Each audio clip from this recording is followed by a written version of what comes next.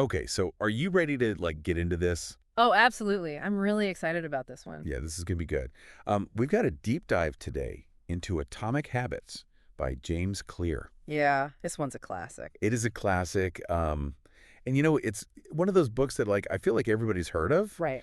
but maybe not everyone's like really dug into. Yeah, And so today we're gonna really kind of unpack it and see what it has to offer. absolutely. Because I think we've all been there, like where we have these big goals Mm, and we're like, I want to like change my life. I want to like, right. lose weight or write a book or whatever it is. Yeah, totally. Um, but then it's like, where do you even start? Mm, And I think that's what's so cool about Atomic Habits is it gives you that like roadmap, yeah, it breaks it down. breaks it down. It Yeah, makes it like manageable. exactly. And the whole premise is like, you don't have to make these like huge sweeping changes. Right. It's really about like these tiny little Topic. atomic habits. Yeah. Yeah. So like one of the things that really stuck with me from the book is this quote Okay. where he says, "You do not rise to the level of your goals. You fall to the level of your systems." Oh, that's so good. I know, right? What do you think about that? I think it's so true, and it's such a mind shift from how we normally think about achieving goals. Right. We're so focused on the outcome Yes. that we forget about the process. Yeah. And it's the process, the systems that actually get you there. It's like if you want to have a beautiful garden, Yeah, you can't just like wish for it. You right. need to have the right soil. You need to plant the seeds. Yeah, You need to water it consistently. exactly. You need the system. You need the system, right? Yeah, Um, and so that's what Clear is really talking about is like creating those systems in your life yeah. that are going to support the habits that you want to develop. And it takes the pressure off of willpower, too. Because Right. willpower is like a finite resource. It is. It gets depleted throughout the day. Yes, it's like a muscle that gets tired. Exactly. But if you have the systems in place, then you don't have to rely on willpower as much. Right. It becomes automatic. It becomes Yeah. automatic, yeah. Yeah. So let's talk about those atomic habits. Okay. What makes a habit atomic? Well, it's really about the size of the habit. Okay. So instead of trying to make these huge, drastic changes, Right. you're focusing on these tiny, incremental improvements, Okay. like 1% better each day. 1% better. Yeah, it seems small, Right. but over time it compounds. Yeah. I love that idea of compounding because it's like, Right. you think about it in terms of investing. Yeah. Like if you invest a small amount of money regularly, Right. over time, it grows exponentially. Exactly. And it's the same thing with habits. Yeah. Like if you just make these small little changes consistently, Mm-hmm. they can have a really big impact over time. You snowball. They snowball. Yeah, exactly. Yeah. And so like one example that he gives in the book is like, if you want to start flossing your teeth, Yeah. don't try to floss all your teeth at once. Right. Just start with one tooth. Yeah. Just one. Like make it super easy. Make it so easy you can't say no. Exactly. Yeah. And then once you've flossed one tooth for like a week, Yeah. then you add another tooth and then another tooth. Right. And Eventually you're flossing all your teeth. you're flossing like a pro. Exactly. Yeah.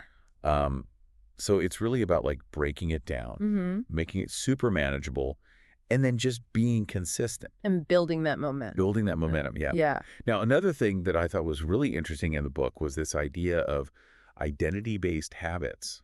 Yeah. That's a powerful concept. What is that all about? So instead of focusing on the outcome you want to achieve, Okay. you focus on the identity you want to create. Okay. So for example, instead of saying, I want to lose weight, Right. you would say, I am a healthy person. Oh. Or instead of saying, I want to write a book, you would say, I am a writer. I am a writer. Yeah. Okay. And what this does is it shifts your focus from the goal to who you are. Right. And when you start to see yourself as that person, Yeah. you're more likely to act in alignment with that identity. It's like you're becoming the person who does those things, Exactly. not just the person who wants to do those things. Yeah. It's a subtle but really powerful shift. It is powerful. I love that. Yeah. Okay, so let's get to the nitty-gritty here. Okay. The 4 laws of behavior change. All right. So he has this framework that he calls the 4 laws of behavior change, Yeah. which is basically like a recipe for building better habits.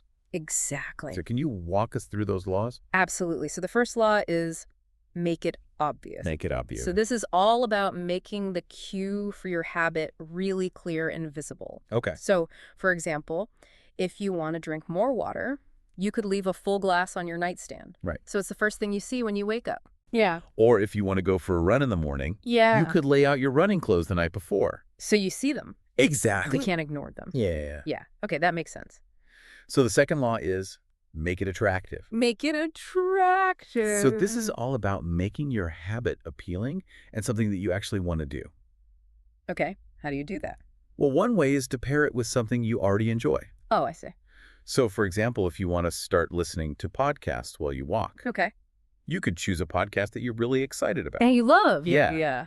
Or if you want to start meditating, Yeah. you could light a candle or put on some relaxing music. Okay, so make it like a whole experience. Yeah. Not just like a chore. Yeah. Yeah, I like that. So the third law is make it easy. Make it easy. This is all about reducing the friction and making your habit as simple as possible to do. Okay. So, for example, if you want to work out in the morning, Yeah. you could join a gym that's close to your house. Oh, yeah. Convenience is key. Exactly. Yeah. Or if you want to cook more meals at home, Right. you could meal prep on the weekends.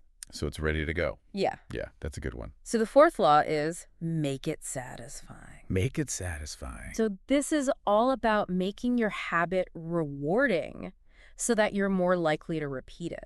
Okay. So for example, if you're trying to save money, Yeah. you could set up a visual tracker to see your progress. Oh, that's a good one. Yeah, because it's motivating to see that number going up. It is. Yeah. Whoa. Or if you're trying to eat healthier, Yeah. you could reward yourself with a healthy treat that you really enjoy. Okay, so something to look forward to. Exactly. Yeah. That makes sense. So those are the 4 laws of behavior change. Okay, so we've got make it obvious, make it attractive, make Yeah. it easy, make it satisfying. Yeah. Okay, that's a great framework. Yeah, it's a really helpful way to think about building better habits. It is, yeah, and it's so practical. Yeah. Okay, so one last thing that I wanted to touch on. Is the role of environment. Yeah, that's huge. Because Clear talks a lot about how our environment can either support or sabotage our habits. Absolutely. So like if you're trying to eat healthy, Yeah. but your pantry is full of junk food, Right. you're making it really hard on yourself. You're setting yourself up for failure. Exactly. Yeah. So what are some tips for creating an environment that supports good habits? Well, I think one of the most important things is to be mindful of your surroundings. Okay. Like, take a look around your home or your office Huh? and ask yourself, is this environment helping me or hurting me? Right.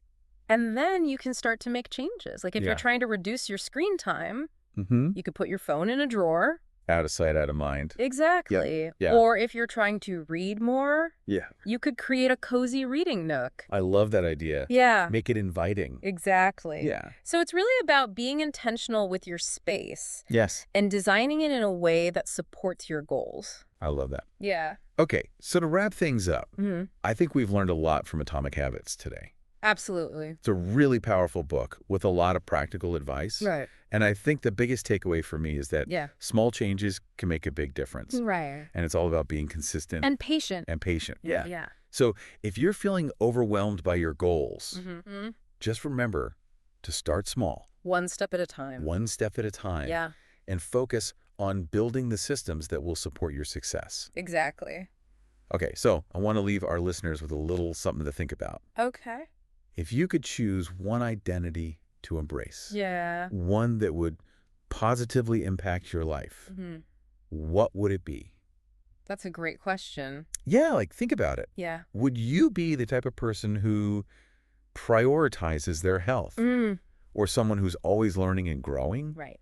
or someone who's really kind and compassionate? Yeah. Like, what identity would you want to embody? Yeah.